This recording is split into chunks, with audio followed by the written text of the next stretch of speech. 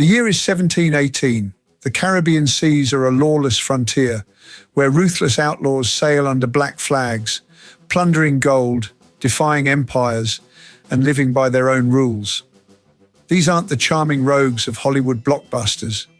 These are the real pirates of the Caribbean, men and women who struck fear into the hearts of sailors and changed the course of history. Forget Jack Sparrow.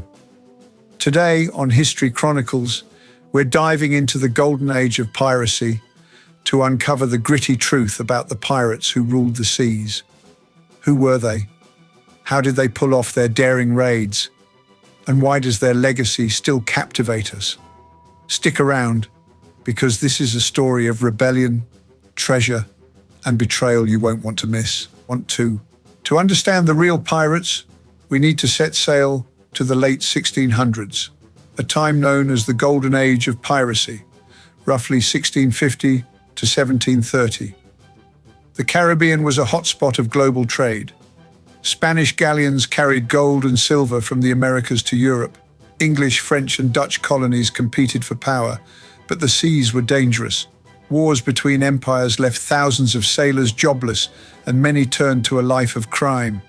Piracy wasn't just a job, it was a rebellion against a brutal world. These pirates weren't just thieves, they were outcasts, ex-soldiers, and even former slaves, all chasing freedom and fortune. But what made these pirates so legendary?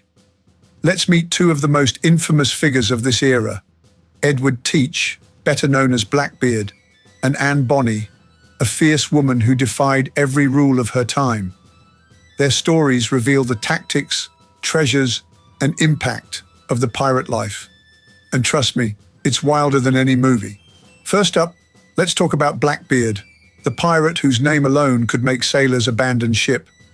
Born around 1680 in England, Edward Teach was a former privateer, a legal pirate hired to attack enemy ships during wartime. But when peace came, he didn't retire. Instead, he went rogue, becoming the most feared pirate of the Caribbean by 1717. Why? It wasn't just his skill, it was his image. Blackbeard knew fear was his greatest weapon. He was tall, with a wild beard that he braided and tied with ribbons. Before battle, he'd light slow-burning fuses under his hat, creating a cloud of smoke that made him look like a demon. Imagine being a merchant sailor, seeing that charging toward you. Most crews surrendered without a fight. Blackbeard's flagship, the Queen Anne's Revenge, was a stolen French slave ship armed with 40 cannons. He'd blockade ports like Charleston, holding entire cities hostage for ransom. In one bold move in 1718, he captured Charleston's harbor, demanding medical supplies and gold. They paid up, fast. But here's the thing, Blackbeard wasn't just a monster. He rarely killed unless provoked. His goal was profit, not bloodshed. He treated his crew well, sharing loot fairly, a stark contrast to the brutal merchant ships of the day. Some historians even say he was a master of psychological warfare, not a mindless killer. Still, his reign was short. By late 1718, the British Navy was hunting him down.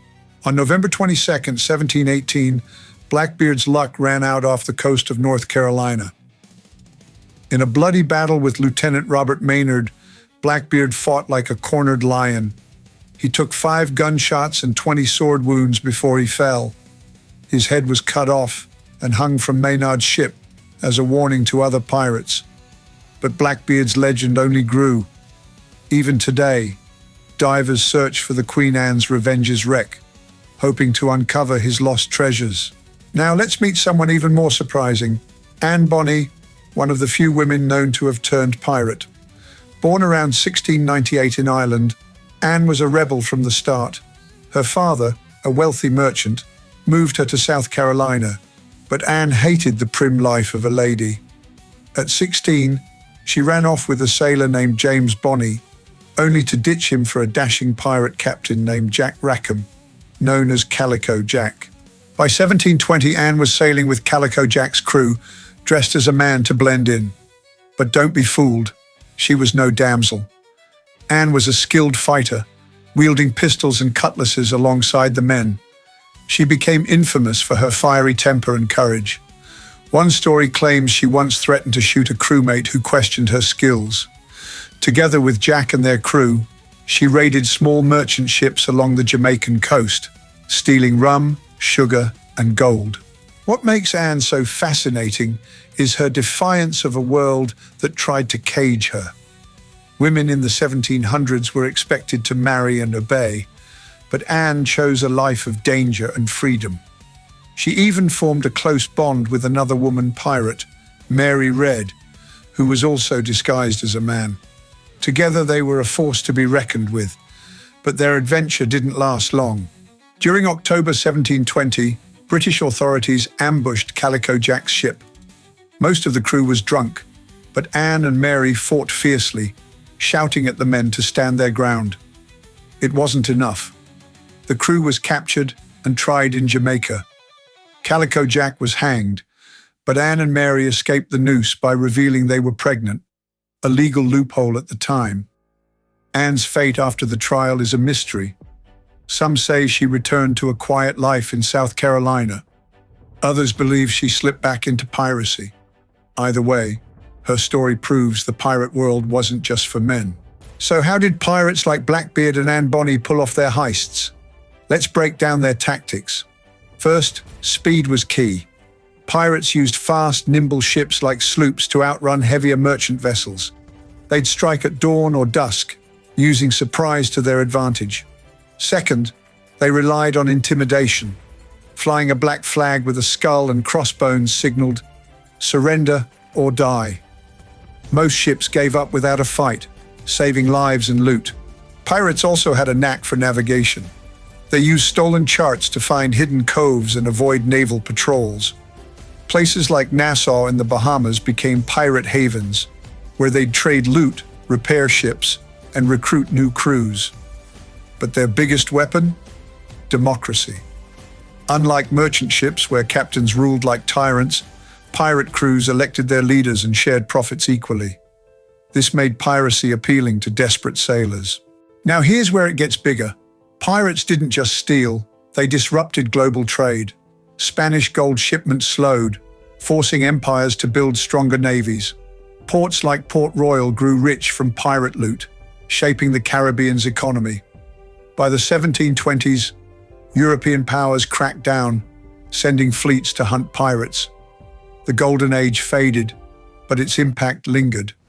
Pirates inspired stories of rebellion and freedom, from Treasure Island to Pirates of the Caribbean.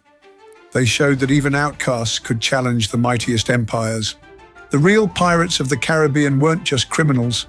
They were rebels who carved out their own world in a brutal age.